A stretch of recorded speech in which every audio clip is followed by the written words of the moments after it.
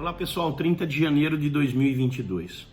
Vamos voltar 2 anos atrás, vamos voltar no tempo, dia 30 de janeiro de 2020. A OMS declarava emergência internacional por conta do coronavírus, o Covid SARS-CoV-19, que foi encontrado na cidade de Wuhan semanas antes. E o mundo praticamente declarava um racismo generalizado contra os chineses. Chineses eram maltratados em todo o mundo. Tudo isso porque o Covid começava.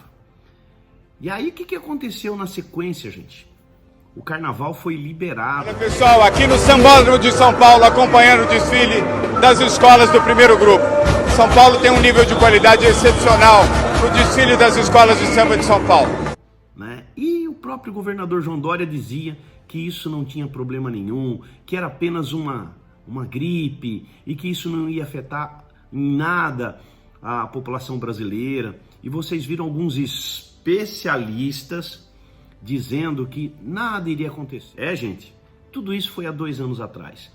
E o que nós vimos depois disso foi uma sucessão de erros absurdos. Ninguém preocupado exatamente com a pandemia. Muita gente preocupada era com dinheiro. Onde é que isso poderia gerar algum lucro?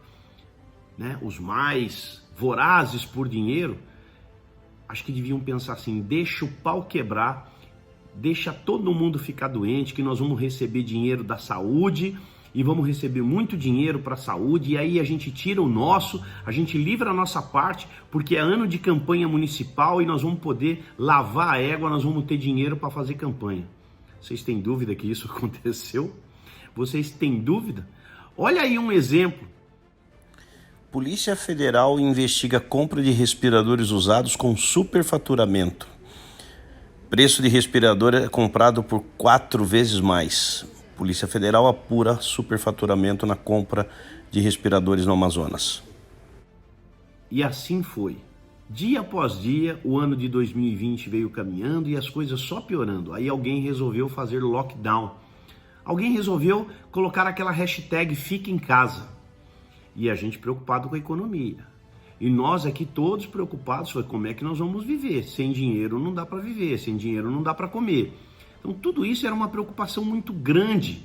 Tudo isso fazia com que a gente se preocupasse, E os mais, eu acredito que os mais lúcidos, pelo menos como eu, pensavam da seguinte forma: nós temos que cuidar desse vírus com toda certeza. Mas a gente não pode deixar o mundo parar, não. Nós não podemos deixar o Brasil parar. O Brasil não para de pé se ele parar de vez. Mas aí só foi o Bolsonaro falar isso, que a economia a gente vê depois, que aí todo mundo partiu de pau para cima do presidente. Todo mundo resolveu atirar no presidente de todas as formas. E como é que a gente ia então resolver esse caso? Foi uma sucessão de brigas políticas. E quem se ferrou foi exatamente o povo. O Bolsonaro querendo preservar o emprego das pessoas de uma forma inteligente, porque é isso que deveria ter sido feito. Nós deveríamos ter tomado todas as preocupações do mundo para poder proteger o cidadão brasileiro de todas as formas. Não só contra o Covid, mas principalmente contra a fome, contra a miséria e contra o desemprego. Mas se só o presidente Bolsonaro pensasse nisso, não ia dar certo. Precisávamos ter um país inteiro pensando isso. E por que só o presidente tem que pensar isso? Será que é só ele que se preocupa com o povo? Pode ter certeza que é. Vocês acham que o Dória está preocupado com o povo, gente? Vocês acham que o Dória, ele se preocupa com aqueles menos abastados? Vai aí, Dória. Mostra aí que você está preocupado com o povo. O Rui Costa da Bahia. Você acha que esse sujeito tem alguma preocupação com o povo? Flávio Dino, do Maranhão, Wellington Dias, do Piauí, e por aí vai. Inúmeros governadores jogaram contra de verdade o presidente Bolsonaro, tentando prejudicá-lo de todas as formas, para que ele se desgastasse politicamente. Se passaram 2 anos. Aí eu pergunto para vocês, qual é a conclusão que vocês chegam hoje? será que deveríamos ter parado mesmo toda essa economia? Porque não adianta parar a economia para tentar brecar a doença, quando eu vi aqui em São Paulo ônibus, metrô e trens todos lotados. Se o vírus tivesse que se propagar, que é ambiente melhor do que um vagão de trem lotado? Que é coisa melhor do que um ônibus lotado? Em nenhum momento isso foi feito. Ao invés de distanciarem as pessoas, eles fizeram exatamente o contrário. Eles juntaram ainda mais. É um raciocínio absurdo. Fecharam shopping centers sem a menor necessidade. Shoppings que tinham uma circulação muito tranquila. E se quisessem fazer alguma coisa séria, teriam apenas controlado o número de pessoas que estavam dentro do shopping. Que tal colocarmos num lugar que cabe 1.000 pessoas, apenas colocar 500? Você podia realmente controlar essa circulação sem nenhum problema. Mas não, é melhor fechar. Sabe por quê? Porque fechar dá desemprego. E desemprego cai na conta do governo. Quando sai uma estatística lá do CAGED dizendo que o desemprego aumentou, essa conta vai no ombro de quem? Vai na conta do presidente Bolsonaro. Então é isso que vocês precisam ter noção do que foi que aconteceu nesses 2 anos.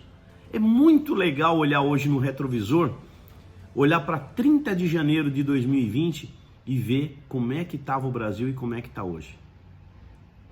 Estamos sobrevivendo à pandemia. Está tendo aí uma onda de aumento de contaminações pelo Ômicron, aumento de internações, mas a gente sabe que agora é tudo muito mais leve, os sintomas são muito mais leves.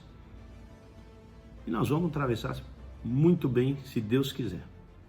Gente, continuo falando para todos vocês, se cuida aí, tá bom? Se cuida aí porque não tá fácil ainda, nós estamos numa pandemia, mas quanto mais vocês se cuidarem, mais esses malucos não irão pensar em fechar tudo novamente. Porque há muita gente que depende do trabalho, há muita gente que precisa trabalhar. E deixar esses malucos em época da eleição querer fechar o Brasil de novo, não dá, né? Principalmente o nosso querido governador de São Paulo, tá bom? Um abraço para todos vocês, não vou deixar esse vídeo longo não, compartilha com a gente aí, valeu! Compartilha, comenta, deixa o seu comentário, que isso ajuda demais as redes de direita. Um abraço para todos. Boa semana!